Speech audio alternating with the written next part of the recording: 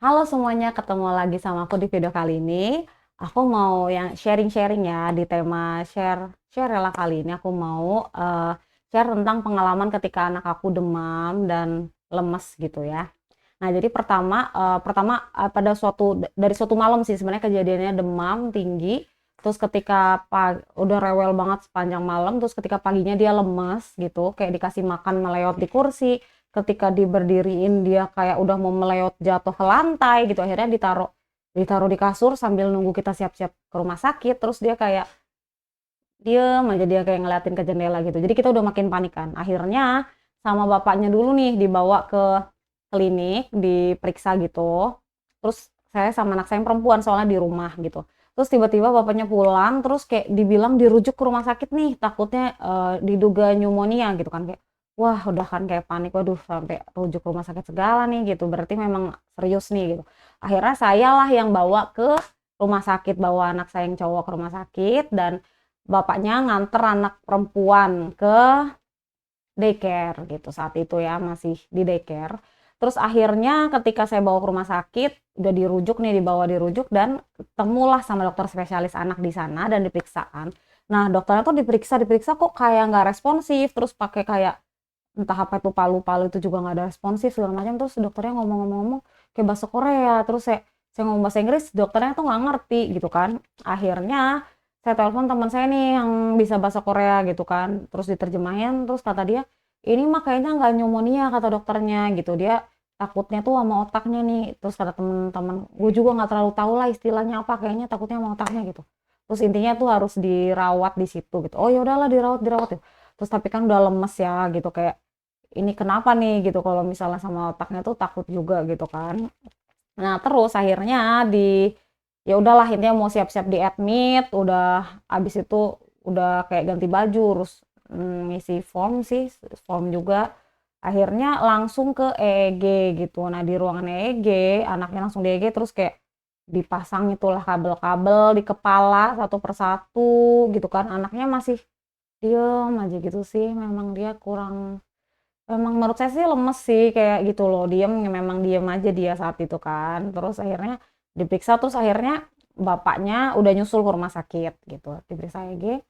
Terus pas selesai EG dokternya bilang kayak, duh ini tuh curiganya sih kayak ada ama otaknya ya gitu, kayak harus lebih siap-siap gitu kalau misalnya otak itu. Tahu nggak kalau ada encephalitis sih, jadi dokternya tuh suspeknya encephalitis atau infeksi otak.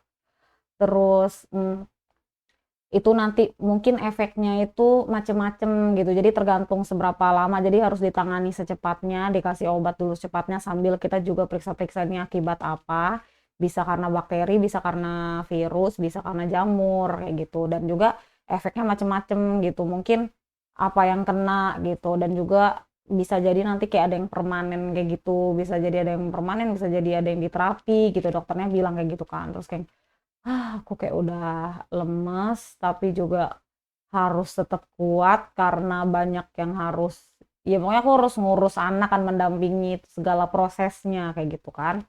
Akhirnya ya udah dibawa ke kamar, terus sambil dites, ambil darahnya, ambil urinnya, sambil ada X-ray juga gitu. Terus habis itu akhirnya ada teman saya yang bisa bahasa Korea itu gitu kan, datang juga nemenin gitu. Oh, makasih banyak ya gitu kan. Nah, terus nah ya udah, jadinya kita periksa-periksa itu semua. Dan juga oh ya, diambil juga sampel tulang belakang juga ini kata dia, untuk periksa apakah ada bakteri, ada virus, apakah ada apa namanya, hmm, jamur gitu di tulang belakangnya, diambil sampelnya itu. Nah, setelah itu agak sorean dikit, mungkin jam 4-an sekian tuh dia mau langsung di MRI gitu ya. Terus dokternya bilang kan, karena ketika mau ngambil image MRI itu dia nggak boleh bergerak, jadi anak kecil tuh biasanya diberikan sedatif gitu kan. Jadi kayak ya udah gimana, kita kan ngikutin aja prosedur yang terbaik lah gitu ya. Jadi akhirnya dikasih sedatif, terus habis itu di tes MRI juga. Nah, akhirnya kan babynya kan anaknya ya jadi ya udah makin kayak tidur, tidak sadarkan diri karena efek sedatif itu gitu. Akhirnya ya udah, singkat cerita, akhirnya saya yang menginap malam itu karena suami saya harus menjemput anak perempuan saya lagi ketika sorenya kan di daycare. Terus mereka pulang. karena memang nggak mungkin juga dong berempat nginep di rumah sakit ya, jadi saya nemenin. Nah, terus akhirnya udah sore malam, nah malam tuh akhirnya rewel lah anaknya juga karena kan udah 1 tahun udah makan berat ya, tapi ini tuh nggak makan seharian karena memang udah mah tadi itu juga panik, dia juga memang lemes, memang belum bisa makan, mana habis itu dikasih sedatif juga makin nggak sadarkan diri, yang alamat memang nggak makan. Dan juga dia lapar kan, lemes juga pastinya, terus udah rewel, jadi dia nggak sadar, merem-merem gitu tapi nangis gitu loh gitu. Jadi kayak aduh, terus habis itu dokternya dia kan ya udah kayak saya juga panik kan, terus dokternya juga bilang gini, ini tolong dilihat ya kadar oksigennya tuh jangan sampai di bawah 90 nih gitu, karena dia dikasih obat yang mana resikonya tuh bisa bikin sesak nafas. Terus akhirnya saya tanya, dok kenapa dikasih obat yang bikin resiko sesak nafas gitu, kan dia belum tentu sakit kan gitu loh maksudnya, karena saya masih berpositif thinking aja lah maksudnya, mudah-mudahan kan masih ada kemungkinan dia nggak sakit yang separah itu loh maksudnya. Terus kata dia, habis itu kata dia, iya dia anak Anda ini tuh di resikonya tuh apa namanya, suspeknya tuh infeksi otak. Jadi MRI-nya kan udah langsung ada nih hasilnya bisa kelihatan ya. MRI-nya tuh memang belum kedeteksi nih ada apa-apa di otaknya, tapi itu bukan jaminan nggak ada infeksi kata dia. Karena kalau tahap awal infeksi itu bisa jadi memang belum kelihatan lewat MRI itu ketika tahap awal gitu. Yang kelihatan kata dia ada infeksi telinga kata dia sih memang gitu. Cuman ya memang bisa jadi tetap ada infeksi, dan kalau misalnya memang infeksi otak itu tuh resiko terbesarnya tuh bisa meninggal kata dia. Jadi makanya kita kasih obat ini loh, antibiotik, antivirus dan lain-lain itu semua ya biar untuk mencegah itu biar lebih parah kata dia gitu. Jadi kayak oh langsung aku kayak diomongin ada kata-kata kayak gitu tuh kayak langsung down aja sih gitu loh, langsung kayak ya udah mau sedih tapi kayak ya udahlah gitu, kayak ya udah akhirnya jadi saya nenangin anak yang nangis sambil kayak capek iya, stres pastinya, lemes mau nangis juga iya, tapi juga harus nenangin anak yang lagi nangis-nangis di kasur rumah sakit malam-malam gitu kan. Terus kayak ya udahlah gitu, kayak pengen ikutan nangis juga tapi kayak ya udah gitu loh, kayak mau gimana nih lagi nggak bisa gitu. Sekarang tuh ada yang nangis yang harus ditenangin kayak gitu loh. Jadi kayak ya udah gitu. Jadi kayak berusaha kuat aja nih di tengah kondisi yang ada gitu. Terus akhirnya sambil berdoa-berdoa lah, ya Allah tolong ya Allah, dan kerasa banget sih kayak semua hal-hal entah pekerjaan duniawi itu kayak nggak penting banget gitu loh kalau anak udah sakit kayak gitu tuh, kayak langsung semuanya nggak penting, ya Allah kayak pengen fokus dulu nih kayak ke anak gitu saat itu. Nah, terus akhirnya ya udah aku temenin gitu sambil aku pantau terus tuh sepanjang malam kadar oksigennya nggak boleh di bawah 90 derajat. Terus tapi kan aku udah bersyukur banget nih at least dari hasil MRI-nya otaknya nggak apa-apa ya Allah, alhamdulillah. Terus infeksi telinga ya berarti demamnya mungkin semoga karena memang infeksi telinga itu aja, aku terus berdoa itu.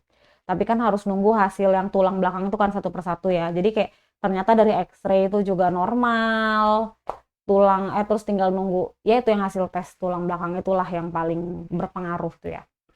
Akhirnya besoknya tuh memang kayak masih lemas-lemas gitu kan, dia kayak masih oleng tuh kan, kayak makanya dokternya tuh kayak masih yakin gitu loh karena kenapa-napa nih dia gitu. Terus habis itu kayak aku nego-nego kan, boleh lah dok dikasih susu, kan dia refleksnya udah lumayan bisa nih, dia udah mulai setengah sadar bisa lah minum susu gitu kan.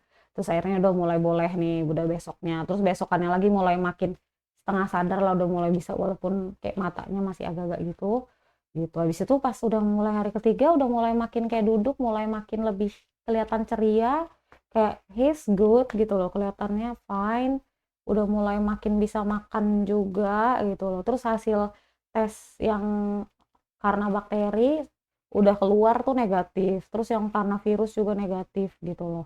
Alhamdulillah banget nih, tinggal nunggu yang hasil karena tulang belakang itu, tulang belakang karena jamur, yang karena jamur itu yang harus ditunggu di kultur 5 hari gitu. Makanya setelah hari kelima, hari kelimanya tuh weekend kalau nggak salah, jadi kita tetap harus nunggu hari Seninnya gitu. Terus alhamdulillahnya ya Allah itu negatif juga gitu. Jadi bersyukur alhamdulillah banget. Walaupun dokternya tuh kayak yakin banget, dia bilang sih dari EEG-nya tuh kayak ada sinyal kejang gitu ya. Cuman wallahu alam itu salah baca atau gimana gitu ya. Soalnya kan kayak kalau kejang yang misalnya lama dari 20 menit kan katanya memang ada apa-apa ya sama otaknya gitu loh.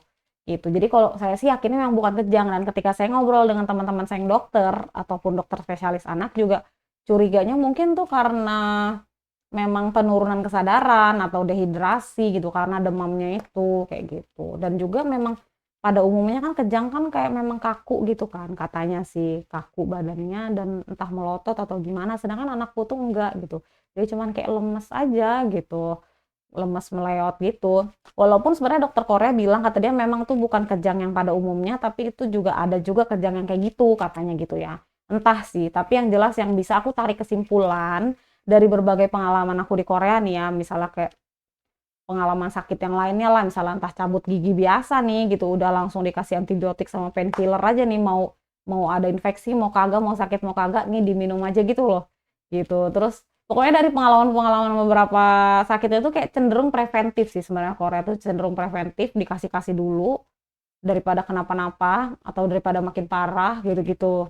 Gitu. Jadi mungkin ini bisa jadi salah satu sharing ya, maksudnya bisa menambah wawasan teman-teman dan juga barangkali nanti ada yang bakal ke Korea atau tinggal di Korea gitu atau kemanapun lah gitu, jadi mungkin jadi lebih tahu ya, mungkin ada juga sih style-style rumah sakit yang misalnya cenderung preventif atau misalnya mungkin juga ada juga yang diagnosisnya itu cenderung apa ya, terlalu worst case gitu loh gitu. Jadi semoga aja lah ternyata nggak apa-apa gitu ya misalnya gitu. Tapi ya saya akuin sih memang prosedurnya tuh bagus, cepet banget, karena temanku yang di Indonesia juga bilang kalau di Indonesia misalnya rumah sakit apa ya, emang misalnya yang biasa atau asuransi yang biasa misalnya gitu-gitu belum tentu loh bisa di hari itu juga masuk rumah sakit langsung EEG langsung MRI, itu kata temanku mana ada kalau bisa nunggu berbulan-bulan gitu ya, kecuali mungkin di rumah sakit private hospital, rumah sakit swasta yang memang mahal dan bagus yang bayarannya nggak sedikit gitu mungkin bisa ya langsung. Cuman kayak teman aku bilang kayak kalau yang biasa-biasa aja pada umumnya sih nggak bisa itu langsung di hari H gitu. Dan aku juga bersyukur sih gitu, maksudnya dengan pelayanan di Korea yang memang cepat banget gitu.